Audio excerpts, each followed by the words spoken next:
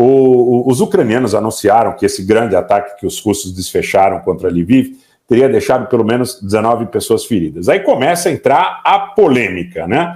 Porque sempre, naturalmente na versão russa, são objetivos militares, muitas vezes os russos dizem que são objetivos, inclusive onde estariam estacionados assessores estrangeiros, e sempre os ucranianos dizem que são objetivos civis, não é? Então é imperativo que nós aqui possamos passar ambas as visões e que o juízo de valor fique a critério dos senhores, enquanto nós não podemos estabelecer de forma definitiva a situação, né?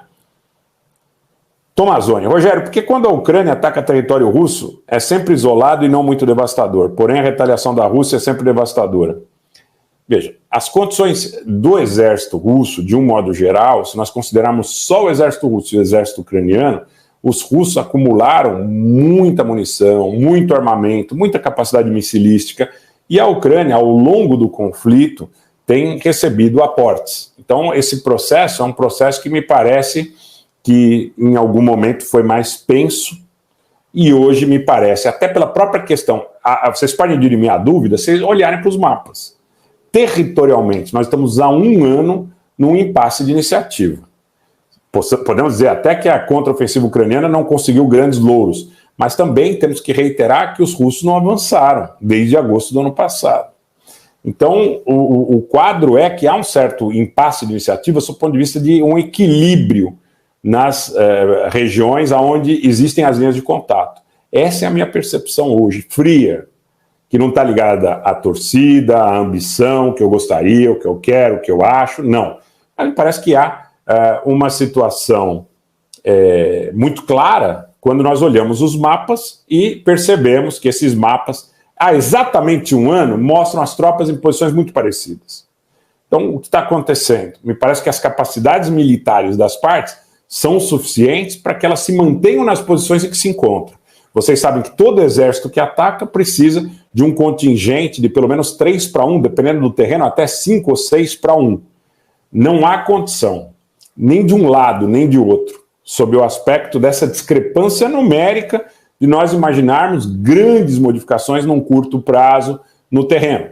Então, esses mapas, eles são desde o Serviço Secreto Britânico, que alguns podem dizer que é francamente pró-ucraniano, até canais de Telegram, por exemplo, que acompanham de forma francamente favorável à Rússia. Não há muita dúvida que no terreno os russos ocupam aí 18, 19, 20% talvez do território internacionalmente reconhecido como território ucraniano, mas isso é uma situação que acontece desde agosto do ano passado. Não mudou nada.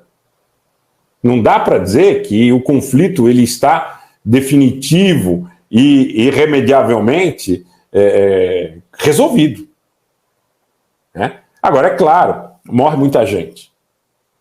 Claro que morre muita gente. Outro dia eu conversava com uma pessoa, naturalmente não vou dar nomes aqui, até para preservar o sigilo da fonte, a liberdade que as pessoas têm de conversar conosco nos bastidores, e eu quero dizer para vocês o seguinte, que tem muita gente que estranha o fato de grandes empresários russos terem participações em grandes companhias europeias, grandes empresários europeus terem participação em grandes companhias russas e jovens morrer. A própria posição ambígua da Turquia, que fornece armas para a Ucrânia, muitas vezes, e que faz negócios com a Rússia, e que, no continente africano, me parece que está próxima da Rússia na tentativa de alijar os franceses da sua área de influência na África Ocidental francesa. Não tenho a menor dúvida, e são informações muito sólidas, não são informações de leitura de canal de Telegram, que os turcos estão no Níger.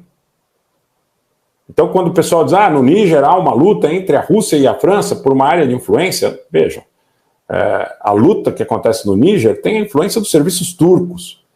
Os turcos, por mais que eles não queiram sair da Síria e condenem o governo Assad, lutem contra o Assad, eles fazem, em alguns casos, por exemplo, na M4 ou na M5, nas rodovias ali, tanto na região de Idlib, como também na região de Hasaka, eles fazem patrulhas conjuntas com os russos.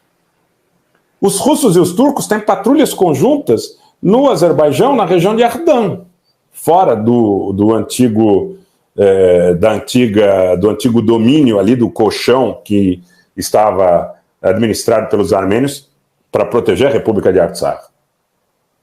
Então, Veja, existem alguns paradoxos que os jovens, principalmente muito afoitos, precisam atentar.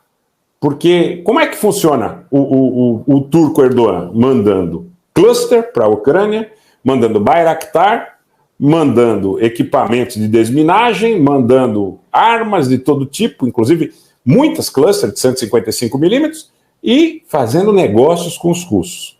E influenciando, juntamente com os serviços especiais dos turcos, a situação do Níger, a situação do Mali, a situação de Burkina Faso. Não esqueçam de analisar a questão do Império Turco-Otomano que chegou ao Níger. Não estava apenas na Líbia.